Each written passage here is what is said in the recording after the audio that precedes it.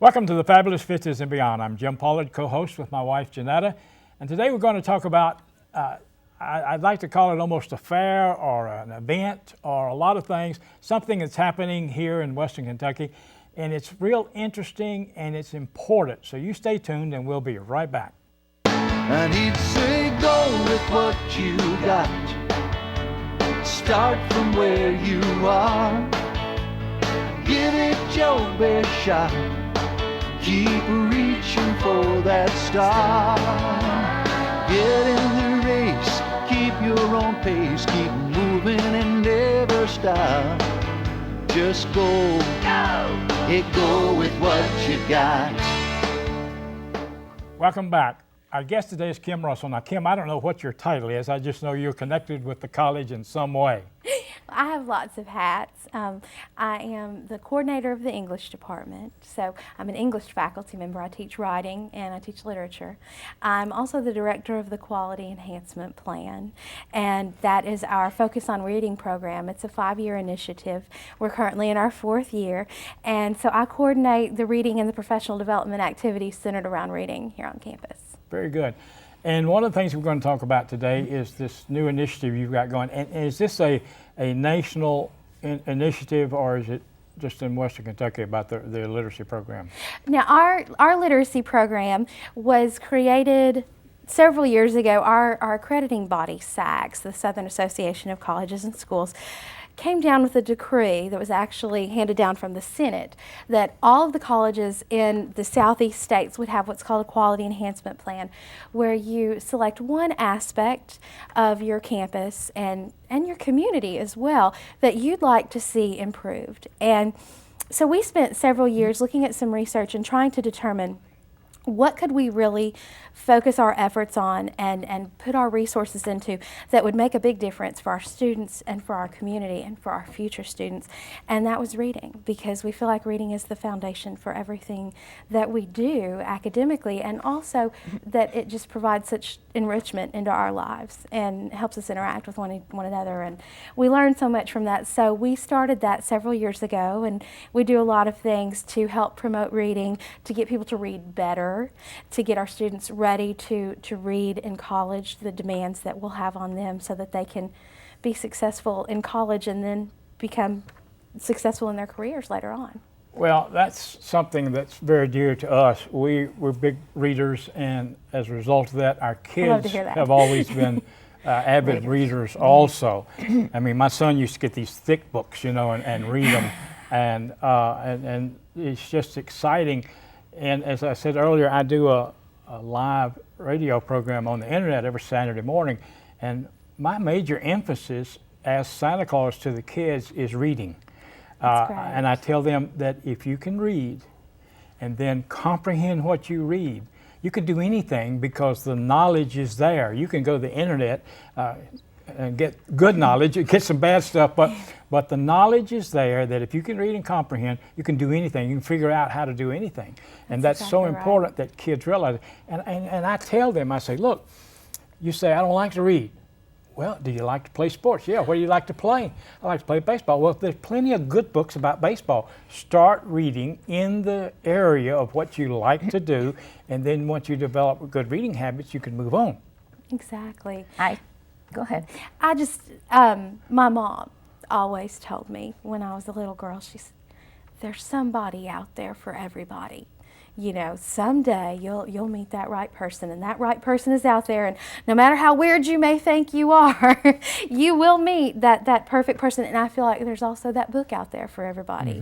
Mm-hmm. And that one book can be the stepping stone or the jump off place for you to find more books. Well, if you liked this, you might really like that. If you like reading about this, here's some more books about that. Yeah, I've met a lot of young people over the years when I'm teaching.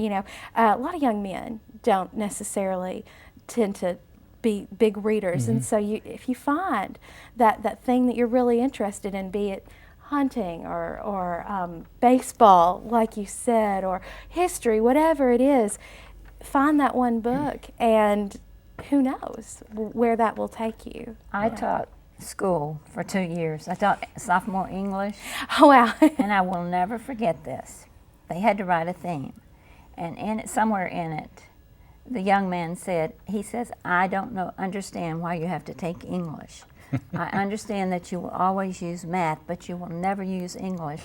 Why would you have to study it? Well, he had to communicate that with you to be able to voice his complaint. It just, like I say, that's been so many years, and I never forgot that. Yeah. That he thought you would never use English. Oh, that's sad. Only every day.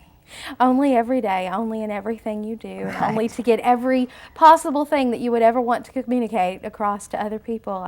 Yeah, isn't it funny? It's just so ingrained in us that we don't even think about needing it. Well, and that's what I try to also tell people also, that we've been fortunate to be raised to be readers and to do things like that.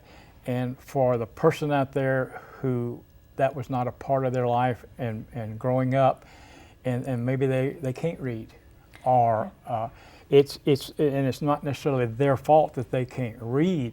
And I see sometimes people want to look down on you. You can't do that. I've always said, walk a mile in their shoes before you want to condemn them or that. And I think it's important that we help them. I think it's sad for an adult especially who wants to read and can't. Oh, absolutely. I think it's not just sad, it's embarrassing to them. Oh. I mean, I cannot even begin No, to I imagine. can't wrap my head around that. If you were to take that away from me, that ability, I don't know how I would get through my day. I don't know how I would cook anything or how I would navigate myself from place to place or know anything that was even going on around me. One of the essays that I love my English 101 students to read is written by this man who taught himself to read in prison. And he talked about the steps that he went through to do that and how he learned to do that and why he so much wanted to read. And at the end, he closes with the idea that even though his body was in prison, that because of the ability to read and the freedom to read, that his mind was free and that nobody could take that. And it changed his life. And, he ended up becoming a real advocate for education as he came out because he understood the power of Well, that's reading. what I tell the kids. I said, if you can read, you can go anywhere, do anything in your mind. That's right. Because you can find a book and do it, And I think it's Helen Keller that said, the only thing worse than a person that can't read is a person that can and doesn't. And that's sad. But let's talk about the book that you've got right there in front of you, because that's one of the reasons that we're here today. Tell us what's fixing to happen with that book. We are so excited to be bringing this to campus. This has literally been years in the making. We are bringing #1 best-selling, actually has 19 #1 best-selling novels, David Baldacci, to our campus here in Paducah. He'll make several appearances. And so to prepare for this, we have had what we call the One Book, One Campus, One Community read, where we encourage the students in the secondary schools to read, middle school and high school. We're all reading this book together. Our English 101 students and several other students are reading this book. Our faculty is reading this book. People all out in the community, word has spread like wildfire, and we're reading this book together. And so the culminating event with that is that the author will come. He'll talk to us, he'll answer our questions, we'll get to shake his hand and tell him how much we enjoyed the book. We've got essay contests that go along with it. We had a wonderful kickoff event down at Barbecue on the River. It's just a huge community effort to get everyone to enjoy this really special book together. Now, I have not read the book. Okay. I hope you will. Yeah. And is it about Appalachia? It is. It's set in the mountains of Virginia. Okay. The story, I'll give you just a quick run through of the story. The central character in the novel is a 12-year-old girl. Her name is Louisa May Cardinal, although you do not call her that. You call her Lou. And she and her brother live in New York City in the 1940s, so they're city children. Their father is a very respected literary writer, and they live with their mother as well. And in the very, very beginning of the novel, we get to know the characters just a little bit. We find out how much Lou just idolizes her father. She wants to be a writer. She respects him so much. And they're going on a picnic, and on this picnic, the family car crashes.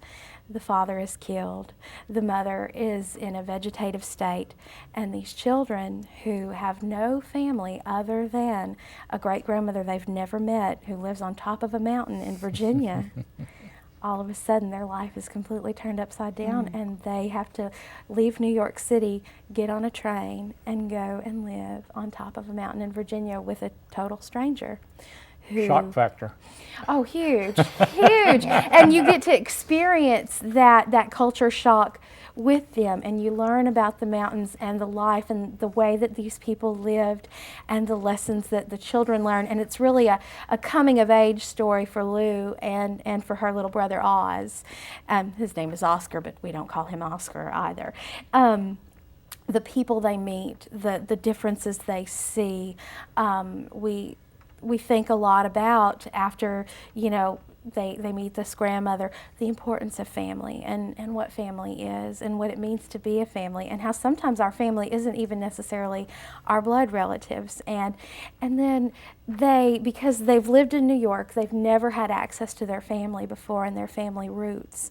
They start learning about where their family came from and who came before them and what life was like for those people. And so it has all these great other things going on besides the story of the mountains, and there's a kind of a thriller type plot going on with the coal mining and that sort of thing. But the story itself, I think, is almost secondary to what it makes us think about in our own lives, and knowing the people in our family and those lessons and that wisdom about life and integrity and those sorts of things.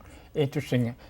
While you were saying that, we were talking about shock factor, I thought about our situation, that ours was sort of the reverse. We went from Western Kentucky and Middle Tennessee to South Florida for 23 years. Oh, gracious. It was a cultural shock, I can tell you. It's amazing how region and landscape, I think, affects the people so much. And what's so interesting, they get on this train and you can almost just see those changes. They get off the train and they get in the car, and it's the first time they've gone, and the road goes from this nice highway and it just gets narrower and narrower as they get higher and higher, and it turns to dirt, and they go over these bridges that they're not sure will even hold the car, and we go from this town with lots of cars to a tiny town to just a little spot in the road with a general store to nothing. And it's amazing, just the differences in the people and philosophy. Absolutely. Oh, yeah. It's fascinating. It's just fascinating. The funniest thing, when we came back where we live in Graves County, we were used to 6 and 8 and 10 lanes of traffic. And so we buy these 64 acres, and right in front of our land is a sign that says congested area. And the congested area is a grocery store and a mill. But she got the biggest kick out of that, that's what it was. Well, we're going to take a break. We believe it or not, we're halfway through. But oh my goodness. We're going to take a break, and you stay tuned and we'll be right back. We've got some more interesting things to hold your attention. You stay there and we'll be right back.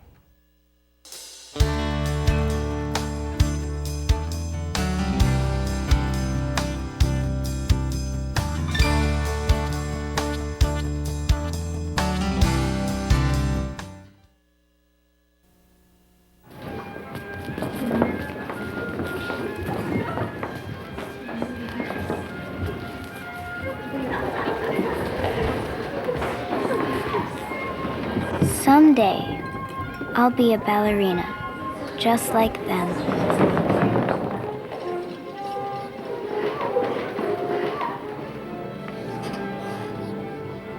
And this will be my stage, where I twirl and float and swirl for all the people looking at me.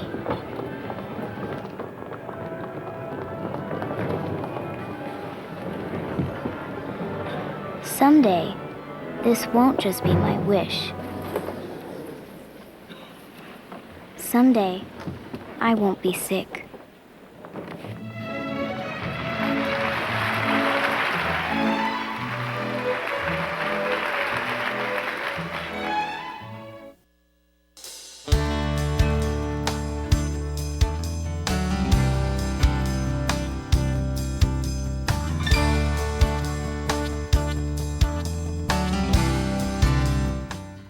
Welcome back. Our guest today is Kim Russell. I'm Jim Pollard with my wife Janetta, and we're talking about some events happening here in Western Kentucky.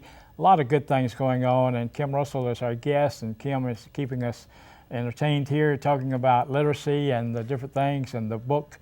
Appalachia is fascinating to me. We went up there for 10 days on a mission trip, and it keeps calling us back. You know, we love Appalachia, and we talked about it some this week. We had a conversation with someone, but I'm going to let Janetta tell you a thing. We're both the authors, and we were at a book fair, I guess you'd call it, in St. Petersburg, in Florida, and tell her what happened. I was going around the pool, you know, mixing with all the people, and I stopped and talked to this lady, and she said, "Oh, I just love your book." And I says, "Oh, thank you, you know, because you're so thrilled when somebody says, I just love your book." Absolutely. And she said, "You're writing with your daughter now, aren't you?" I said, "No, ma'am." I said, "Who do you think I am?"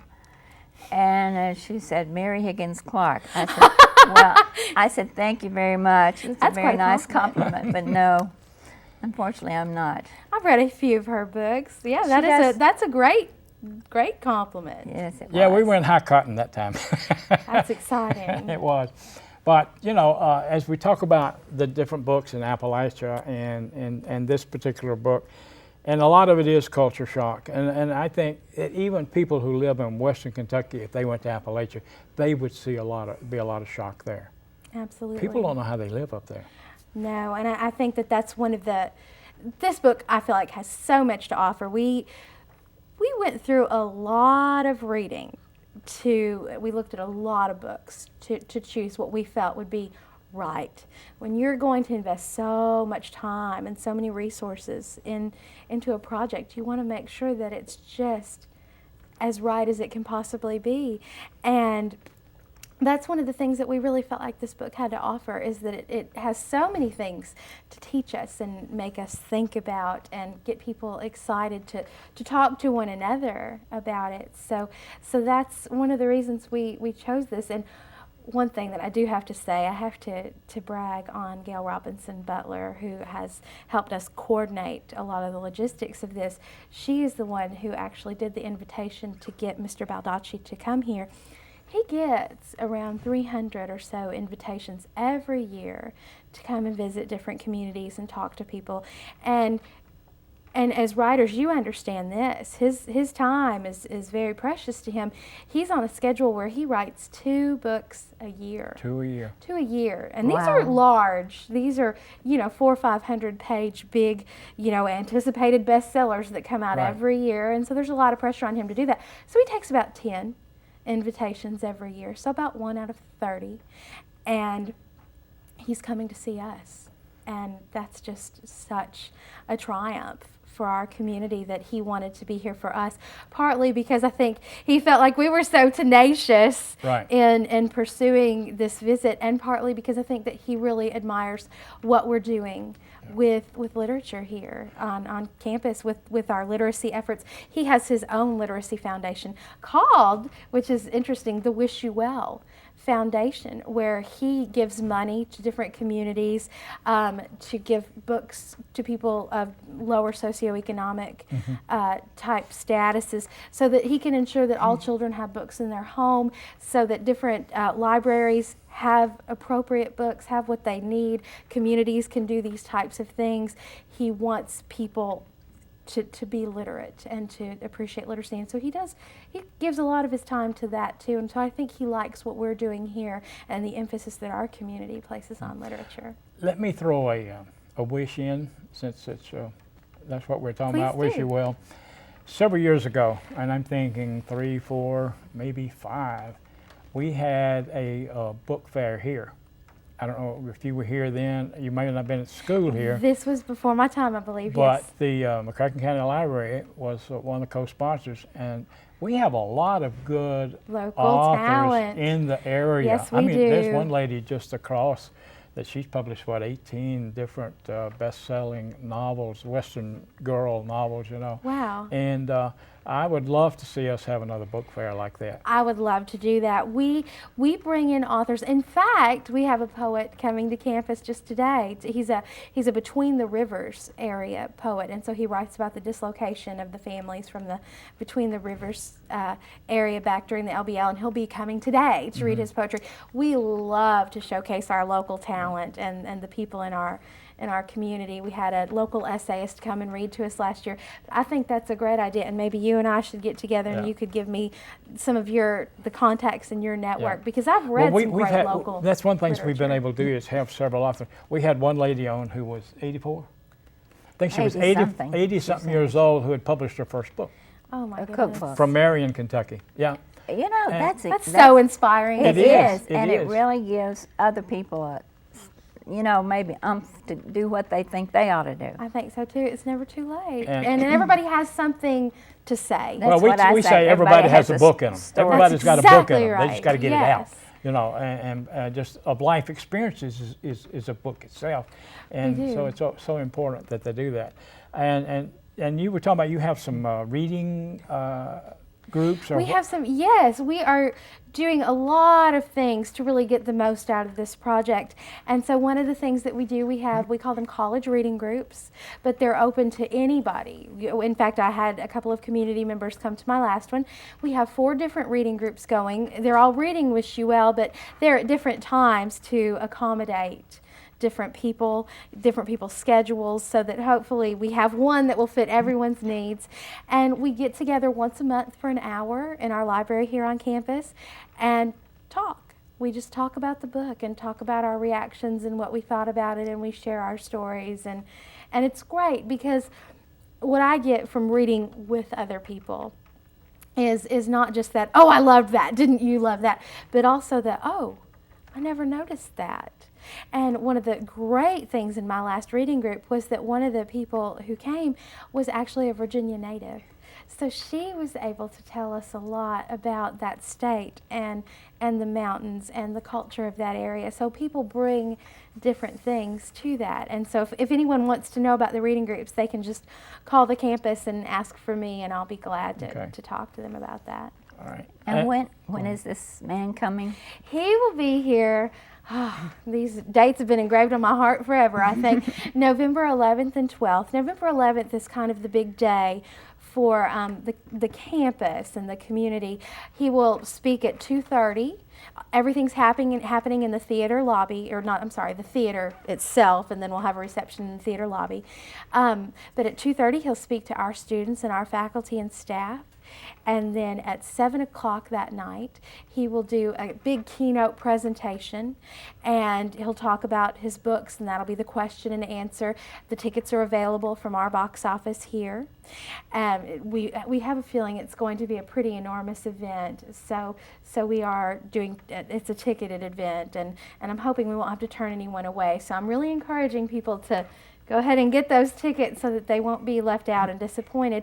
And then at 8:15, following that speech and reading, he will be signing his books. So you can bring your copy of Wish You Well, and he'll sign that for you, and you can shake his hand and possibly get a picture made with him, and it's just going to be a wonderful event. And then on the 12th, this is also something we're very excited about. He will be doing a special presentation that morning to our Commonwealth Middle College students here on campus, and then local high school students from McCracken County and Paducah City Schools who are also reading this book. So we're really trying to just involve our community and our campus in this. Well, that sounds really good, and to have someone of his caliber come in is very, very. It's such a triumph. Yeah. It's. I'm proud of our college for so many different things, but this is one of those kind of crown jewels for us that Well, I'm just I like really the proud idea of. that the college is kind of the cutting edge of a lot of things. I like to hope so. Yeah, you Yeah. know, I think this middle school, is it middle college, is that what they call it? Yes, the Commonwealth Middle College. That's a pretty unique program within itself. I believe we're the only one in the state, but I don't think we will be for long. Yeah. They're really trying Yeah. to replicate that. And I have run into different students who are involved in it, and boy, they're excited. Yes, You know. it's a huge opportunity. I have a middle college student in my literature class right now, and I asked him the other day, I said, so you'll graduate this year, right? He's a senior. I said, you'll graduate this year.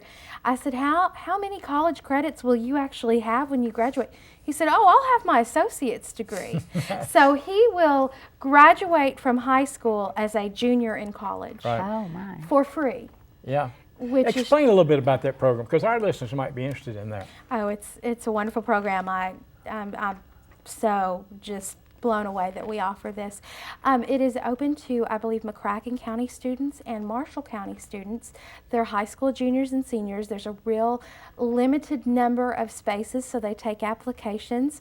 And those students come here. They are bused here in the mornings. They take some high school classes here in the Middle College building, which is our Niemer building here on campus.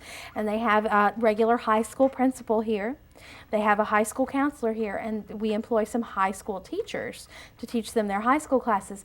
But then they also take college classes at the same time. They can do those online. They do those during the day with our regular college students, our traditional college students. And then they have a couple of classes, college classes, where they get college credit, but they take them together as a group. There's so many wonderful things that they're doing. And they've been really active. One of the great opportunities is not just that they're getting to go to college, but they're getting to take part in college activities, like this one book, read, and just different clubs and organizations that we have on campus. They've been great supporters of that. It's a super program. Well, it sounds like it is, and I've been excited that it is. Well, Kim, we're out of time. I can't believe it. But it's been exciting to talk about things that are going on in Western Kentucky and here at the college. Also, the programs, and like I said, we certainly encourage reading. It's just so important for our children to learn how to read and to be able to comprehend and read a lot of books, diversify their reading in a lot of areas. I think it just makes them a more fulfilled person when they do that. But we want to thank you for being with us today. Thank you for having me. And we want to thank you for being with us today. Also remind you that every week we try to have a different program for you, and we want you to tune in and listen to our programs. Remember our website, which is thefabulousfifties.net. We'll have different things about our different programs there, and we just encourage you to go there and visit our website also. Remember our motto now, use it or lose it.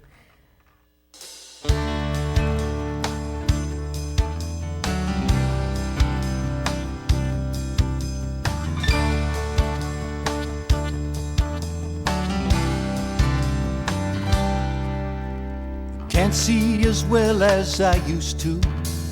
Can't run as far or as fast. Sometimes I think that the old me is becoming exactly that. But when I start thinking of all I don't have, that's when I tell poor me Beethoven was 50 and deaf as a post when he wrote his Ninth Symphony. And he'd say, go with what you got. Start from where you are. Give it your best shot. Keep reaching for that star. Get in the